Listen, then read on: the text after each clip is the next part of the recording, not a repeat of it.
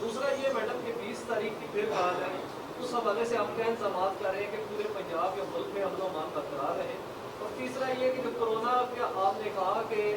Beds پہ اس وقت شدید دباؤ ہے، تو اس وقت کرنٹ سچویشن کیا ہے؟ کیا قلت ہونے جا رہی ہے بیڈس کی؟ اور اگر قلت ہوگی تو اس کے اوپر آپ نے کیا پلان بنا؟ دیکھیے، پہلی بات تو یہ ہے کہ جو آپ نے یہ جو بدقسمتی سے ہمارے کچھ بھائی اور میرے کچھ بیٹے ان کو گمراہ کر دیا گیا اور ان کو جس طرح سے اپنی ذاتی خواہشات کا ایندھن بنایا گیا اور انہوں نے اس کی آڑ میں جو تباہی کی، توڑ پھوڑ کی اور سرکاری اور پرائیویٹ املاک کو نقصان پہنچایا، یہ انتہائی افسوسناک اور قابل مذمت عمل ہے۔ کہیں بھی مہذب معاشرے میں کسی انڈیویجول کو یہ حق اور اختیار نہیں ہے کہ وہ ڈنڈے سے ڈکٹیٹ کرے، وہ طاقت سے کسی کمزور کا استحصال کرے اور اپنی مرضی کا بیانیہ جو ہے وہ لاٹھیوں اور گولیوں سے وہ عوام پہ مسلط کرے۔ لہٰذا اس کی تمام جو ڈسٹرکٹ انتظامیہ کو ہر ضلع کے اندر ہونے والی توڑ پھوڑ کے حقائق اور ڈیٹا اکٹھے کرنے کی ہدایات جاری کر دی گئی ہیں۔ اگلے چند دنوں میں ہمارے پاس وہ تمام حقائق آ جائیں گے جس کے تحت وہ املاک جن کو نقصان پہنچایا گیا وہ کتنی ہے اور جتنے زخمی ہیں۔ کل وزیر اعلیٰ عثمان بزدار صاحب نے پولیس کے جو شہداء تھے ان کی فیملی سے بھی ملاقات کی اور جو زخمی ہیں ان کی بھی عیادت کی۔ تو یہ ایک حکومتی ذمہ داریوں میں آتا ہے۔ اس کے ساتھ ساتھ جو آپ کہہ رہے ہیں کہ کال ہے، جو ایک لیٹر آپ نے دیکھا ہے جو ہاتھ سے لکھا ہوا پبلک کیا گیا اور سعد رضوی صاحب کا وہ لیٹر ہے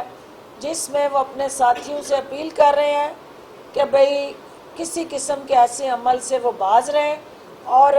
قانون کو ہاتھ میں نہ لیں۔ تو آپ نے دیکھا کہ ریٹ کی جو اسٹیٹ کی ریٹ ہے اس کو ہر حال میں یقینی بنایا گیا ہے اور کسی کو بھی اسٹیٹ ود ان اسٹیٹ قائم کرنے کی جو اجازت ہے وہ نہیں دی جا سکتی۔ میڈم یہ بتا دیں کہ ماضی میں جب آزادی مارچ تھا تو آپ کے محبوب کا ایک کنٹینر پہ کھڑے ہو کے کہتے تھے وہ ایس ایس پی میں کوئی چھوڑوں گا نہیں، کیا وہ ریاست کی ریٹ کو چیلنج نہیں کر رہے تھے؟ آج آپ نے رانا ثناء اللہ کے اوپر دہشت گردی کا مقدمہ درج کیا، کیا اس وقت آپ لوگ جائز سے آج صبر کونین کے لیے یہ لوگ باہر نکلے، یورپی یونین کو خوش کرنے کے لیے آپ نے ان کو قلعم قرار دیا؟ اور دوسرا کوشچن میرا یہ ہوگا کہ فواد چودھری نے آپ کے خلاف دوبارہ لابنگ تیز کر دی ہے تاکہ وزارت اطلاعات کا لمحان آپ سے واپس لیا جائے۔ پہلی بات تو یہ ہے کہ میری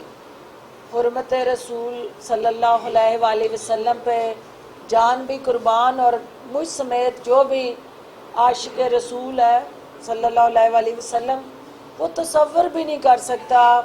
آپ جتنے ہیں یہاں بیٹھے ہوئے ہیں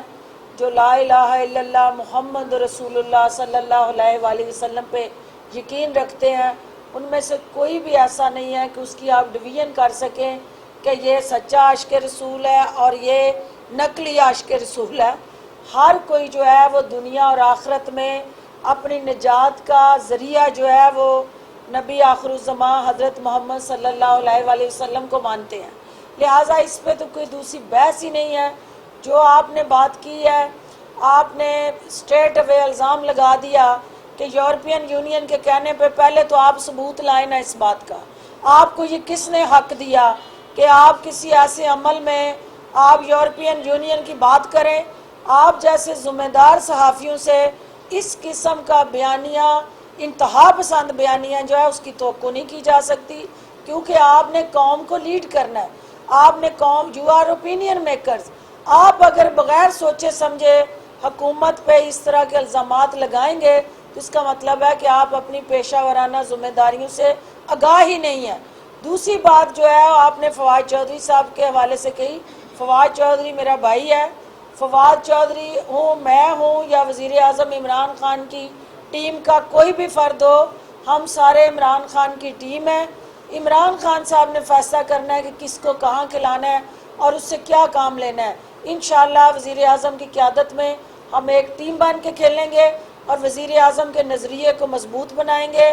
اور جو بے بنیاد جھوٹا پراپوگنڈا کرنے والے ہیں ان کو کافر کردار تک مل کے پہنچائیں گے. جی جس طریقے سے پرائم منسٹر جو ہے اچھا اجازت جی جی اجازت. گزشتہ روز شہباز شریف صاحب نے یہ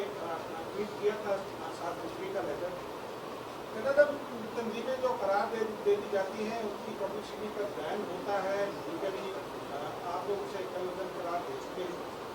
لیکن عبداللہ گل نے حمایت کی، 7 فروری کی، تو ان کے خلاف پرچہ ہو گیا اور شہباز شریف صاحب کو یہ اجازت دی گئی کہ وہ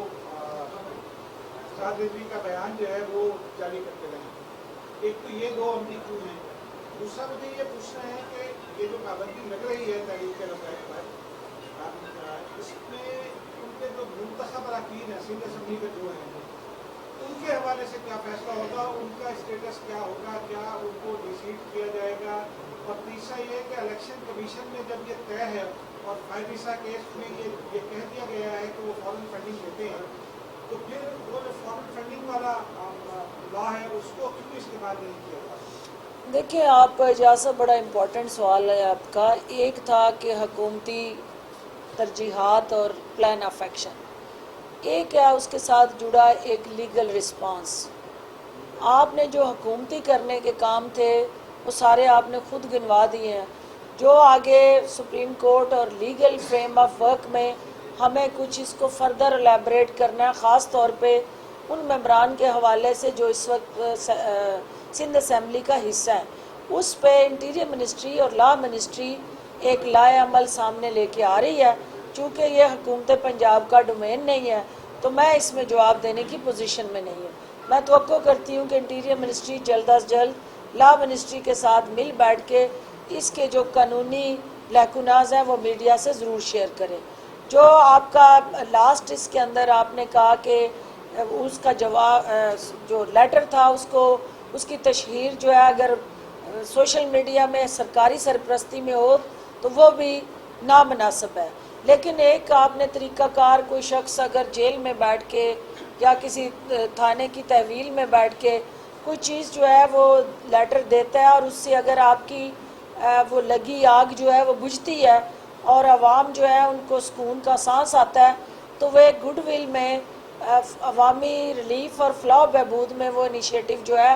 وہ الٹیمیٹلی آپ کے فائدے کی چیز ہے، اس سے آپ کو نقصان نہیں ہوا. لیکن پالیسی اس میں یکساں ہے، کوئی اس کے اندر دوسری رائے نہیں.